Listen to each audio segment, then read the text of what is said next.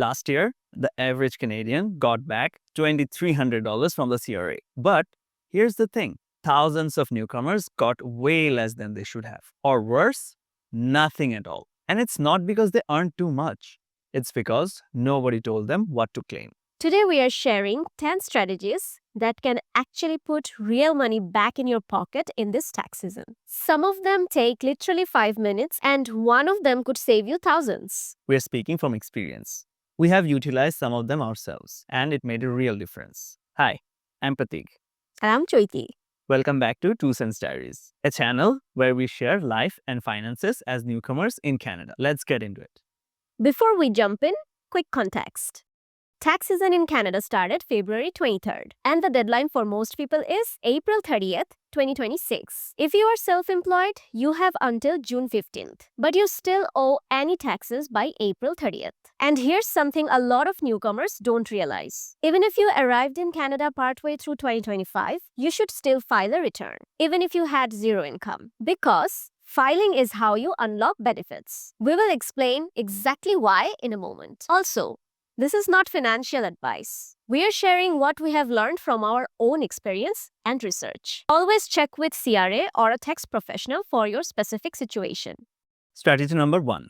RRSP contributions. A registered retirement savings plan lets you deduct every dollar you contribute directly from your taxable income. You earn $70,000 and contribute $5,000 into your RRSP. You are only taxed on $65,000. That difference could mean over $1,000 back from the CRA as your tax refund. The 2025 contribution limit is 18% of your 2024 income, up to a maximum of $32,490. But here's the time-sensitive part. The deadline to contribute for the 2025 tax year is March 2nd, 2026. That's coming up fast, so don't miss it. And if your employer offers RRSP matching, like mine does, at 4%, that's literally free money. If you're not taking advantage of that, you're literally leaving cash on the table.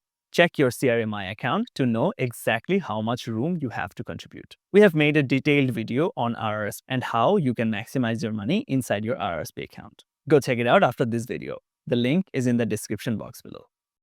Strategy 2. FHSA deduction. We made a whole video about this one and the link is in the description. But the key point for tax season, if you contributed to your FHSA in 2025, those contributions are tax deductible up to $8,000. Now, unlike the RRSP, the FHSA deadline was December 31st. So if you already contributed, great. Make sure you claim it. If you haven't opened one yet, open it now so your contribution room starts building for next year. And even if you're not sure you will buy a home, it's still worth it because you can always transfer your FHSA money to your RRSP without losing your contribution room. Strategy 3. Work from home deductions.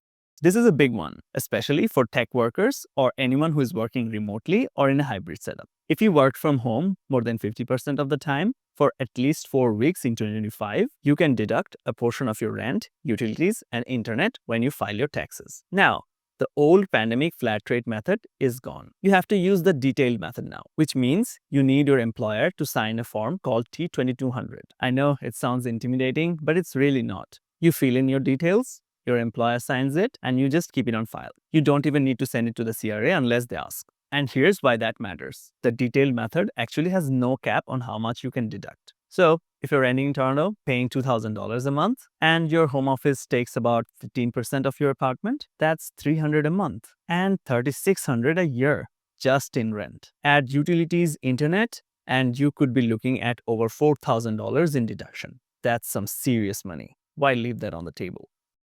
Strategy 4. The Canada Groceries and Essentials Benefit, formerly known as GST/HST credit. This is tax-free money to help you with the rising cost of living. Starting July 2026, the government is permanently increasing these quarterly payments by 25% for the next 5 years. Plus, if you're eligible, you'll get a one-time 50% top-up payment by June 2026. Between the top-up and the new higher rates, here is what you could receive this year. Single individuals up to $950, increased from $540. Families of 4 up to $1,890, increased from $1,100. There's no need to apply separately. The CRA automatically checks your eligibility when you file your 2025 taxes. However, if you're a newcomer who hasn't filed a Canadian tax return yet, you should submit Form RC-151 right away to start receiving your payments. Quick pause. If you're finding this helpful, drop a like on this video. It genuinely helps us reach more newcomers who need this information. And if you're not subscribed yet, hit that button. We put out new videos every 2 weeks on life and personal finance in Canada. Strategy 5. Ontario Trillium Benefit. If you live in Ontario, you could be eligible for the Ontario Trillium Benefit. This combines 3 credits into one: the Ontario Sales Tax Credit, the Energy and Property Tax Credit, and the Northern Ontario Energy Credit. You could get up to $371 per person. But here's the catch. You have to fill up the ONBEN form when you file your return. A lot of newcomers miss it because they don't even know it exists. If you're using a tax software, it usually prompts you, but always double check that it's included. Strategy 6. Medical expenses. This one is huge for newcomers. When you first arrive in most provinces, there's usually a waiting period before your health insurance kicks in. During that time, any dental work, prescriptions, physio, glasses, all of that comes out of your pocket. You can claim those expenses if they cross 3% of your net income, or $2,834, whichever is less. And here's a pro tip. You can choose any 12-month period ending in 2025. So you have some flexibility to group your expenses to cross that threshold. And the lower income spouse should be the one claiming those medical expenses because the 3% threshold is lower. That was a mistake we almost made ourselves. Strategy 7. Moving expenses.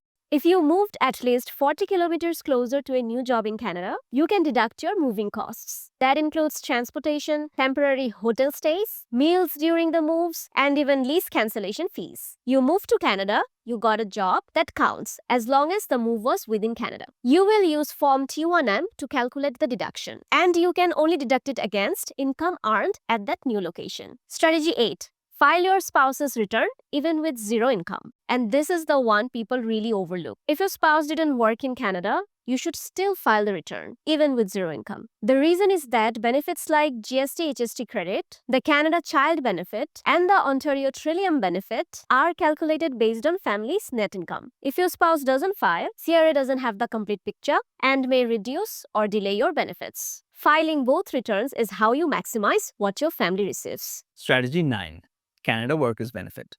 If you had a lower income in 2025, maybe because you arrived partway through the year, you may qualify for $1,428 as a single person or $2,461 for a family. And it's refundable, meaning you get actual cash back even if you owe zero taxes. Finally, strategy number 10. File online with autofill and set up direct deposit. This one is not actually a deduction, but it's something that can help you immensely. CRA says when you combine online filing with direct deposit setup, you could get your refund in as little as 8 business days. Use the autofill my return in your tax software. It pulls your tax slips directly from the CRA. You're less likely to miss something or make errors. There are free certified software options. We'll link them in the description box.